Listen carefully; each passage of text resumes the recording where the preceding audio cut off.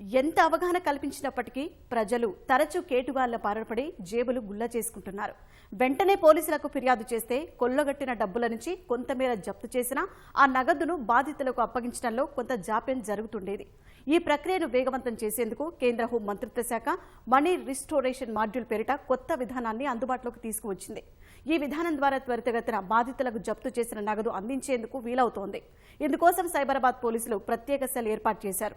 ఆ వివరాల్ని మా ప్రతినిధి శ్రీనివాస్ అందిస్తారు.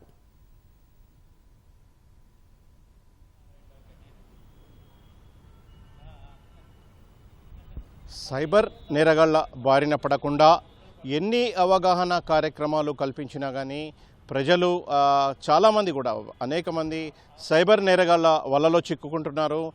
వారి వలలో చిక్కుకొని వేల కోట్ల రూపాయలను, లక్షల రూపాయలని కూడా ఖాతాల్లోంచి గల్లంతవుతున్నాయి. సైబర్ నేరగాళ్లు వాటిని కొల్లగొడుతున్న పరిస్థితి అయితే ప్రధానంగా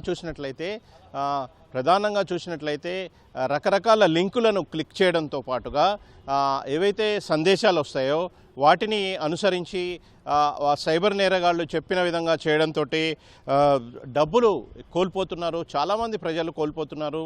ఇదే పరిస్థితి కొనసాగుతోంది.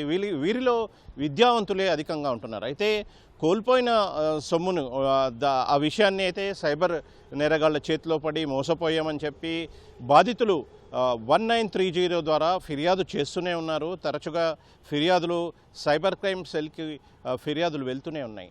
అయితే ఫిర్యాదులు వెళ్తున్నప్పటికీ అయితే కేసులు నమోదు చేస్తున్నారు. అయితే ప్రధానంగా చూసినట్లయితే ఏదైతే కేసులు చేసిన తర్వాత ఏదైతే ఈ సైబర్ నేరగాళ్ల చేతిలో పడి సొమ్ము కోల్పోతారో వాటిని జప్తు చేయడంలో గతంలో ఈ ప్రక్రియ కొంచెం సుదీర్ఘంగా కొనసాగేది.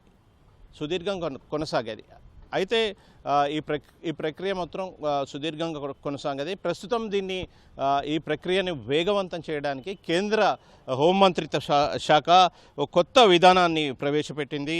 ఈ విధానం ద్వారా ఈ ప్రక్రియని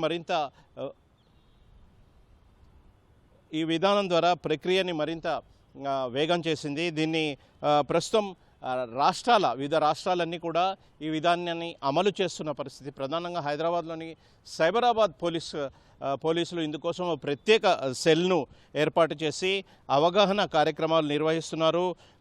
ఈ డబ్బు ఏదైతే సైబర్ నేరగాళ్లు కొల్లగొట్టిన డబ్బు ఉంటుందో దాని నుంచి పోలీసులకు ఫిర్యాదు అందిన తర్వాత జప్తు చేసిన నగదును బాధితులకు వేగవంతంగా అందించేందుకు ఈ ప్రక్రియ ఎంతగానో ఉపయోగపడుతుంది. ప్రధానంగా సైబరాబాద్ సిపి రమేష్ రెడ్డి ఆధ్వర్యంలో DCP cyber crime DCP Pushpa దీన్ని పర్యవేక్షిస్తున్నారు. ఈ కార్యక్రమాన్ని ఈ సెల్ ద్వారా ప్రతిరోజు వందల సంఖ్యలో బాధితులకు అవగాహన కల్పిస్తున్నారు. దీని ద్వారా ఈ జప్తు చేసిన నిధులు నేరుగా బాధితులకు అందించే ప్రక్రియ ఇది. అయితే ఈ ప్రక్రియను మరింత వేగవంతంగా కొనసాగిస్తున్న పరిస్థితి. అవగాహన కార్యక్రమం నిర్వహిస్తున్నారు. ఇందులో బాధితులందరికీ కూడా అవగాహన కల్పిస్తున్నారు. ఈ ప్రక్రియ ద్వారా నేరుగా బ్యాంకే తుది నిర్ణయం తీసుకుంటుంది. బ్యాంకులు ఏవైతే ఉన్నాయో బ్యాంకులు ఏ నేరగాళ్ల ఏ ఖాతాలో ఎంత పడింది, బాధితులు ఎంత జమ చేశారు, ఫిర్యాదు చేసేసరికి ఎంత నగదు జప్తు చేయగలిగారు అనేది బ్యాంకులే నేరుగా నిర్ణయం తీసుకొని బాధితుల ఖాతాల్లోకి తిరిగి సైబర్ క్రైమ్ పోలీసుల సహాయంతో ఆ సొమ్ముని తిరిగి జమ చేస్తున్నారు. అయితే ప్రస్తుతం ఈ ప్రక్రియను తొలిసారిగా సైబరాబాద్ పోలీస్ కమిషనరేట్ పరిధిలోని పోలీసులు ఈ ప్రక్రియను వేగవంతం చేశారు. ఇందుకోసం సెల్ని ఏర్పాటు చేయడాన్ని ప్రత్యేకతగా చెప్పుకోవచ్చు. ప్రస్తుతం ప్రతిరోజు కూడా బాధితులు ఈ సెల్ వద్దకు వచ్చేసి దీని గురించి ఏదైతే పోలీసులు అవగాహన కల్పిస్తున్నారో పూర్తిగా దీని గురించి తెలుసుకుంటున్నారు. దీని ద్వారా ఏదైతే జప్తు చేసిన నిధులు, తాము కోల్పోయిన నిధులు, నేరగాళ్లు కొల్లగొట్టిన నిధులు బ్యాంకుల ద్వారా తమ ఖాతాల్లోకి సులభంగా చేరుతుందని చెప్పి సైబర్ క్రైమ్ బాధితులు అయితే చెప్తున్నారు.